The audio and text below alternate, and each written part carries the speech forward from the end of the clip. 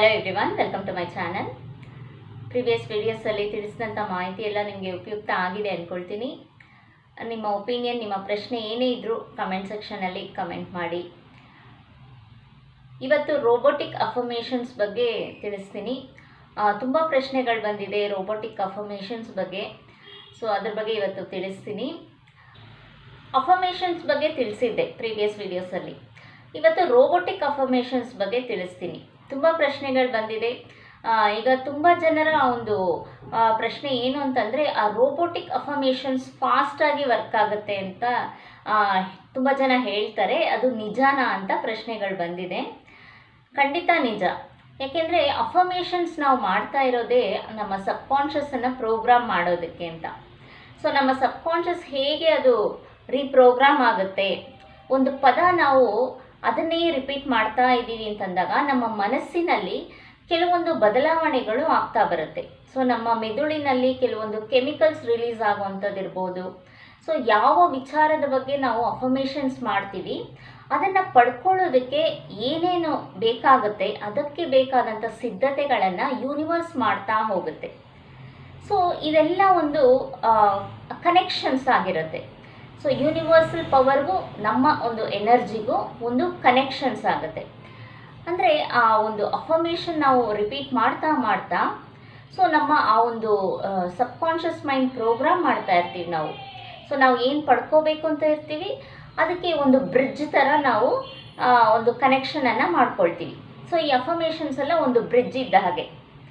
So ನಾವು ಎಲ್ಲಿ reach ಆಗಬೇಕು ಅನ್ನೋದನ್ನು ಕನೆಕ್ಟ್ ಮಾಡೋದಕ್ಕೆ ಒಂದು ಬ್ರಿಡ್ಜ್ ಇದೆಲ್ಲ.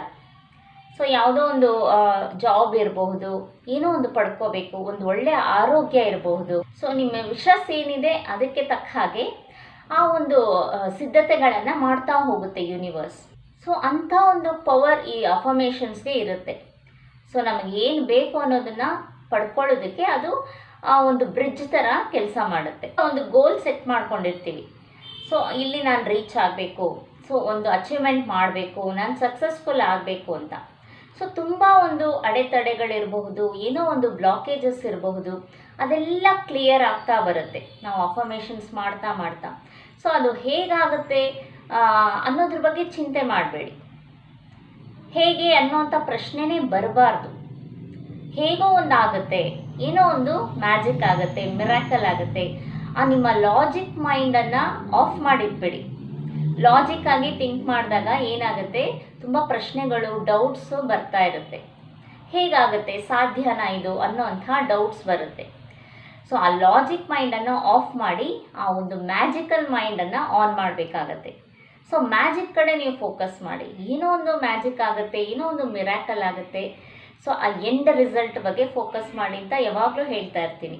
ಸೊ ಆ ರಿಸಲ್ಟ್ ಏನು ಬೇಕು ನಿಮಗೆ ಅದ್ರ ಕಡೆ ಫೋಕಸ್ ಮಾಡಿ. ಸೊ ಖಂಡಿತ ಆ ಒಂದು ಪ್ಲೇಸ್ಗೆ ನೀವು ರೀಚ್ ಆಗೋದಕ್ಕೆ ಅಫರ್ಮೇಷನ್ಸ್ ನಿಮಗೆ ಹೆಲ್ಪ್ ಮಾಡುತ್ತೆ. ಈಗ ರೋಬೋಟಿಕ್ ಅಫರ್ಮೇಷನ್ಸ್ ಅಂದರೆ ಒಂದು ರೋಬೋ ಹಾಗೆ ನಾವು ಆ ಅಫರ್ಮೇಷನ್ಸನ್ನು ರಿಪೀಟ್ ಮಾಡ್ತಾ ಇರಬೇಕು. ಈಗ ರೋಬೋ ಏನು ಮಾಡುತ್ತೆ, ನಾವು ಏನು ಇನ್ಸ್ಟ್ರಕ್ಷನ್ ಕೊಡ್ತೀವಿ ಅದನ್ನೇ ಮಾಡ್ತಾ ಇರುತ್ತೆ. ಸೊ ಅದಕ್ಕೆ ಸ್ವಂತ ಬುದ್ಧಿ ಅನ್ನೋದಿರಲ್ಲ, ಅದು ಆಲೋಚನೆ ಮಾಡುವಂಥ ಶಕ್ತಿ ಇರಲ್ಲ. ನಾವೇನು ಪ್ರೋಗ್ರಾಮ್ ಮಾಡಿರ್ತೀವಿ, ಅದಕ್ಕೆ ಏನೊಂದು ಕೆಲಸ ಕೊಟ್ಟಿರ್ತೀವಿ ಅದನ್ನೇ ರಿಪೀಟ್ ಮಾಡ್ತಾ ಇರುತ್ತೆ. ಸೊ ನಮ್ಮ ಮೆದುಳನ್ನು ಆ ಒಂದು ರೋಬೋ ಹಾಗೆ ನಾವು ತಯಾರು ಮಾಡಬೇಕು. ಒಂದು ಅಫರ್ಮೇಷನ್ ಪರ್ಟಿಕ್ಯುಲರ್ ಆಗಿ ಸೆಟ್ ಮಾಡ್ಕೊಂಡಿದ್ದೀವಿ ಅಂತಂದರೆ ಅದನ್ನೇ ರಿಪೀಟ್ ಮಾಡ್ತಾ ಇರಬೇಕು. ನಂಬರ್ಸ್ ಕಡೆ ಫೋಕಸ್ ಮಾಡಬೇಡಿ. ಈಗ ಎಷ್ಟು ಸಲ ಹೇಳಬೇಕು ಅಂತ ತುಂಬ ಜನ ಕೇಳ್ತಾರೆ. ಈಗ 108 ಸಲ ಅನ್ನೋದು ಮ್ಯಾಕ್ಸಿಮಮ್ ಟೈಮ್ ಅಂತ ಹೇಳಿದ್ದೀನಿ. ಇನ್ನೂ ಹೆಚ್ಚಿಗೆ ಕೂಡ ನೀವು ಹೇಳ್ತಾ ಬರ್ಬೋದು. ಫುಲ್ ಡೇ ಬೇಕಾದರೂ ನೀವು ಹೇಳ್ಬೋದು. ಈಗ ಏನಾಗುತ್ತೆ ಅಂತಂದರೆ ಮೈಂಡ್ ತುಂಬ ಡೈವರ್ಟ್ ಆಗ್ತಾ ಬರುತ್ತೆ. ಈಗ ನಾವು ಅಫರ್ಮೇಷನ್ಸ್ ಹೇಳ್ತಾ ಇರ್ತೀವಿ ಮನಸ್ಸಲ್ಲಿ, ಈಗ ಬೇರೆ ಏನೋ ನೋಡ್ತೀವಿ, ಏನೋ ಒಂದು ವಿಚಾರ ಕೇಳಿಸ್ಕೊಳ್ತೀವಿ. ಸೊ ಮೈಂಡ್ ಆ ಕಡೆ ಹೋಗಿಬಿಡುತ್ತೆ, ಆಲೋಚನೆಗಳು ಆ ಕಡೆ ಡೈವರ್ಟ್ ಆಗಿಬಿಡುತ್ತೆ. ಆಗ ಅಫರ್ಮೇಷನ್ಸ್ನ ಅಲ್ಲಿಗೆ ಅರ್ಧಕ್ಕೆ ನಿಲ್ಲಿಸ್ಬಿಡ್ತೀವಿ ನಾವು. ಮತ್ತು ಯಾವಾಗಲೂ ನೆನಪಾದಾಗ ಮತ್ತೆ ರಿಪೀಟ್ ಮಾಡ್ತೀವಿ ಅಫರ್ಮೇಷನ್ಸನ್ನು. ಅಂದರೆ ಆಲ್ಮೋಸ್ಟ್ ಇದೇ ರೀತಿ ಎಲ್ರಿಗೂ ಆಗೋದು. ಏಕೆಂದರೆ ನಮ್ಮ ಮೈಂಡ್ ಆ ರೀತಿ ಪ್ರೋಗ್ರಾಮ್ ಆಗಿಬಿಟ್ಟಿದೆ. ಏನು ನೋಡ್ತೀವಿ ನಮ್ಮ ಕಣ್ಣಲ್ಲಿ, ಸೊ ಮನಸ್ಸು ಆ ಕಡೆ ಹೋಗಿಬಿಡುತ್ತೆ. ಏನು ಕಿವಿಯಿಂದ ಕೇಳಿಸ್ಕೊಳ್ತೀವಿ ಫೋಕಸ್ ಆ ಕಡೆ ಹೋಗಿಬಿಡುತ್ತೆ. ಸೊ ಆಲೋಚನೆಗಳು ಒಂದರಿಂದ ಒಂದು ಜಂಪ್ ಆಗ್ತಾ ಹೋಗುತ್ತೆ. ಸೊ ಅದು ಒಂದಕ್ಕೊಂದು ಲಿಂಕೇ ಇರಲ್ಲ, ಎಲ್ಲೋ ಹೋಗಿ ಕನೆಕ್ಟ್ ಆಗಿಬಿಡುತ್ತೆ. ಸೊ ನಾವು ಎಲ್ಲಿ ಸ್ಟಾರ್ಟ್ ಮಾಡಿದ್ವಿ ಅಫರ್ಮೇಷನ್ಸು ಅದು ಅರ್ಧಕ್ಕೆ ಕಟ್ ಆಗಿಬಿಡುತ್ತೆ. ಮತ್ತು ಯಾವಾಗಲೂ ನೆನಪಾದಾಗ ಮತ್ತೆ ನಾವು ಅದನ್ನು ಕಂಟಿನ್ಯೂ ಮಾಡ್ತಾ ಬರ್ತೀವಿ. ಸೊ ಆ ಮೆಥಡ್ ಮಾಡ್ಬೋದು, ಏನು ತೊಂದರೆ ಇಲ್ಲ, ಅದ್ರ ಬಗ್ಗೆ ಏನೂ ಚಿಂತೆ ಮಾಡಬೇಡಿ. ಸೊ ಇದು ನಾರ್ಮಲಾಗಿ ನಮಗೆ ಆಗುವಂತಹ ಸಮಸ್ಯೆಗಳಿದೆಲ್ಲ, ಅರ್ಧಕ್ಕೆ ಬ್ರೇಕ್ ಆಗೋವಂಥದ್ದು ಇರಬಹುದು. ಅದಕ್ಕೆ ನಾನು ಹೇಳೋದು ಕೌಂಟ್ ಮಾಡಬೇಡಿ ಅಂತ. ಯಾವಾಗಲೂ ಹೇಳ್ತಾ ಇದ್ದಾಗ ಅದು ತುಂಬ ಸ್ಟ್ರಾಂಗ್ ಆಗುತ್ತೆ. ಸೊ ಅದೇ ಒಂದು ರೋಬೋಟಿಕ್ ಅಫರ್ಮೇಷನ್ಸ್ ಅನ್ನೋದು, ಸದಾ ಹೇಳ್ತಾ ಇರೋದು. ಈಗ ಒಂದು 108 ಸಲ ನೀವು ಅಫರ್ಮೇಷನ್ಸ್ ಹೇಳ್ತೀರಾ ಅಂತಂದಾಗ ಒಂದು 15ರಿಂದ 20 ನಿಮಿಷ ಟೈಮ್ ತೊಗೊಳುತ್ತೆ. ಸೊ ಆ ಒಂದು 20 ನಿಮಿಷ ನೀವು ಫೋಕಸ್ ಮಾಡಿಬಿಟ್ಟು ಅಲ್ಲಿಗೆ ಬಿಟ್ಬಿಡ್ತೀರಾ. ಆಗ ಮನಸ್ಸು ಬೇರೆ ಕಡೆ ಹೋಗಿಬಿಡುತ್ತೆ, ಬೇರೆ ಬೇಡದೇ ಇರೋವಂಥ ಆಲೋಚನೆಗಳೇ ಜಾಸ್ತಿ ಬರ್ತಾ ಇರುತ್ತೆ. ಆಗ ನಿಮ್ಮ ಫೋಕಸ್ ಏನಾಗುತ್ತೆ, ಆ ಒಂದು ಅಫರ್ಮೇಷನ್ಸ್ ಬಗ್ಗೆ ಏನು ಮಾಡಿದ್ರಿ, ಸೊ ನಾನು ಒಂದು 108 ಸಲ ನಾನು ಹೇಳಬೇಕು ಅಂದ್ಕೊಂಡೆ, ಸಂಕಲ್ಪ ಮಾಡ್ಕೊಂಡಿದ್ದೆ, ಅದು ಕಂಪ್ಲೀಟ್ ಆಯಿತು ಅಂತ ರಿಲ್ಯಾಕ್ಸ್ ಆಗಿಬಿಡುತ್ತೆ ನಿಮ್ಮ ಮೈಂಡು. ಸೊ ಅದರಿಂದ ಆ ನಂಬರ್ಸನ್ನು ಕೌಂಟ್ ಮಾಡೋದನ್ನು ಬಿಟ್ಬಿಡಿ. ಯಾವಾಗಲೂ ಎನಿ ಟೈಮ್ ನಿಮಗೆ ನೆನಪಾದಾಗೆಲ್ಲ ಹೇಳ್ತಾ ರಿಪೀಟ್ ಮಾಡ್ತಾ ಇರೋದೇ ಒಂದು ರೋಬೋಟಿಕ್ ಅಫರ್ಮೇಷನ್ಸ್. ಸೊ ಇದರಲ್ಲಿ ರಿಸಲ್ಟ್ ಫಾಸ್ಟಾಗಿ ಬರುತ್ತೆ. ಯಾಕೆಂದರೆ ತುಂಬ ಫೋಕಸ್ಸು ನಿಮ್ಮ ಆ ಒಂದು ಗೋಲ್ಸ್ ಕಡೆ ಹೋಗುತ್ತೆ. ಸೊ ನೀವೇನು ಪಡ್ಕೋಬೇಕು ಅಂತ ಇದ್ದೀರಾ, ನಿಮ್ಮ ಫೋಕಸ್, ನಿಮ್ಮ ಎನರ್ಜಿ ಎಲ್ಲ ಅದ್ರ ಕಡೆ ಹಾಕ್ತಾ ಇರ್ತೀರ. ಸೊ ನಿಮ್ಮ ಎಫರ್ಟ್ ಅಲ್ಲಿ ಹಾಕಿದಾಗ ಸೊ ಅದು ಸ್ಟ್ರಾಂಗ್ ಆಗ್ತಾ ಬರುತ್ತೆ. ನಿಮ್ಮ ವಿಶಸ್ಗೆ ನೀವು ಜೀವ ತುಂಬ್ತಾ ಇರ್ತೀರ. ಸೊ ನಿಮ್ಮ ವಿಶ್ ಸ್ಟ್ರಾಂಗ್ ಆಗಿ ಆಗಿ ಏನಾಗುತ್ತೆ, ಬೇಗ ರಿಯಾಲಿಟಿಗೆ ಬಂದುಬಿಡುತ್ತೆ. ಸಣ್ಣ ಪುಟ್ಟ ವಿಚಾರಗಳನ್ನು ಬೇಗ ಮ್ಯಾನಿಫೆಸ್ಟ್ ಮಾಡ್ಬೋದು. ಈಗ ಸಿಂಪಲ್ಲಾಗಿ ಒಂದು ವಿಚಾರ ಹೇಳ್ತೀನಿ, ಜಸ್ಟ್ ನೀವು ಬೇಕಾದರೆ ಇದು ಟೆಸ್ಟ್ ಮಾಡ್ಬೋದು. ನೀವು ಏನೋ ಒಂದು ಡಿಸ್ಕೌಂಟ್ ಇರ್ಬೋದು, ಒಂದು ಗಿಫ್ಟ್ ವೋಚರ್ ಇರ್ಬೋದು, ಅಂಥದನ್ನು ಅಟ್ರ್ಯಾಕ್ಟ್ ಮಾಡೋದಕ್ಕೆ ಇನ್ಸ್ಟೆಂಟಾಗಿ ಅಂಥದ್ದೆಲ್ಲ ನಡೆದ್ಬಿಡುತ್ತೆ. ಸೊ ಅಂಥದ್ರ ಕಡೆ ಫೋಕಸ್ ಮಾಡಿ. ಸೊ ಈಗ ನಾವು ಒಂದು 1000 ರೂಪಾಯಿಗೆ ಏನೋ ಪರ್ಚೇಸ್ ಮಾಡ್ತೀವಿ ಅಂತಂದರೆ ಒಂದು 10% ನಮಗೆ ಡಿಸ್ಕೌಂಟ್ ಸಿಗುತ್ತೆ ಅಂತ ಇಟ್ಕೊಳ್ಳಿ. ಒಂದು ಎಕ್ಸಾಂಪಲ್ ಹೇಳ್ತೀನಿ.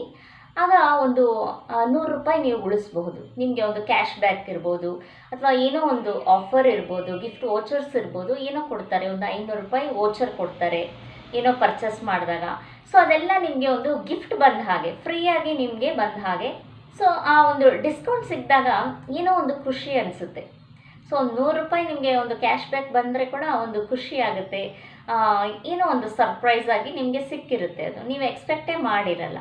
ಸೊ ಆ ರೀತಿ ಯಾವುದೋ ಒಂದು ಸರ್ಪ್ರೈಸ್ ಗಿಫ್ಟ್ ನಿಮ್ಮನ್ನು ಹುಡುಕೊಂಡು ಬರುತ್ತೆ, ಅದ್ರ ಕಡೆ ಫೋಕಸ್ ಮಾಡಿ. ಸೊ ಎಲ್ಲರೂ ಮಾಡ್ಬೋದು ಈ ಒಂದು ಮೆಥಡನ್ನು, ಎಲ್ಲರೂ ಟ್ರೈ ಮಾಡಿ ಖಂಡಿತ. ಸೊ ಯಾವುದೋ ಒಂದು ಡಿಸ್ಕೌಂಟ್ ಇರಬಹುದು, ಏನೋ ಒಂದು ಗಿಫ್ಟ್ ವೋಚರ್ ಇರ್ಬೋದು, ಏನೋ ಒಂದು ಸರ್ಪ್ರೈಸ್ ಗಿಫ್ಟ್ ನಿಮ್ಮನ್ನು ಹುಡುಕೊಂಡು ಬರ್ತಾ ಇದೆ. ಸೊ ಇದನ್ನು ಮೆಂಟಲಿ ಫಿಕ್ಸ್ ಮಾಡ್ಕೊಳ್ಳಿ. ಸೊ ಯೂನಿವರ್ಸ್ಗೆ ಥ್ಯಾಂಕ್ಸ್ ಹೇಳಿ, ಈ ಒಂದು ಸರ್ಪ್ರೈಸ್ ಗಿಫ್ಟ್ಗೆ thank you thank you thank you universe. ಯಾವ ಲ್ಯಾಂಗ್ವೇಜಲ್ಲಿ ಬೇಕಾದರೂ ನೀವು ಹೇಳ್ಕೊಬೋದು. ಕನ್ನಡದಲ್ಲೇ ಹೇಳ್ಕೊಳ್ಳಿ, ಪರವಾಗಿಲ್ಲ. ಕೆಲವರಿಗೆ ಇಂಗ್ಲೀಷ್ ಕಷ್ಟ ಆಗುತ್ತೆ ಅಂತ ಹೇಳ್ತಾರೆ, ನೀವು ಕನ್ನಡದಲ್ಲೇ ನೀವು ನಿಮ್ಮ ಅಫರ್ಮೇಷನ್ಸನ್ನು ಹೇಳ್ಕೊಬೋದು. ಸೊ ಈ ಒಂದು ಸರ್ಪ್ರೈಸ್ ಗಿಫ್ಟ್ಗೆ thank you thank you thank you universe ಅಂತ ಯೂನಿವರ್ಸ್ಗೆ ಥ್ಯಾಂಕ್ಸ್ ಹೇಳ್ತಾ ಬನ್ನಿ. ಸೊ ಖಂಡಿತ ಯಾವುದೋ ಒಂದು ಡಿಸ್ಕೌಂಟ್ ಇರ್ಬೋದು, ಏನೋ ಒಂದು ಸರ್ಪ್ರೈಸ್ ಗಿಫ್ಟ್ ನಿಮ್ಮನ್ನು ಹುಡುಕೊಂಡು ಬರುತ್ತೆ. ಸೊ ಒಂದು ರೋಬೋಟಿಕ್ ಮೆಥಡಲ್ಲಿ ಆ ಒಂದು ಅಫರ್ಮೇಷನ್ಸನ್ನು ರಿಪೀಟ್ ಮಾಡ್ತಾ ಇರಿ. ಸೊ ಇದ್ರ ಬಗ್ಗೆ ಇನ್ನಷ್ಟು ಮಾಹಿತಿ ಮುಂದಿನ ವೀಡಿಯೋಸಲ್ಲಿ ತಿಳಿಸ್ತೀನಿ. ಚಾನಲ್ಗೆ ಸಬ್ಸ್ಕ್ರೈಬ್ ಮಾಡ್ಕೊಳ್ಳಿ. ನಿಮ್ಮ ಒಪಿನಿಯನ್, ನಿಮ್ಮ ಪ್ರಶ್ನೆ ಏನೇ ಇದ್ದರೂ ಕಮೆಂಟ್ ಸೆಕ್ಷನಲ್ಲಿ ಕಮೆಂಟ್ ಮಾಡಿ. Thank you.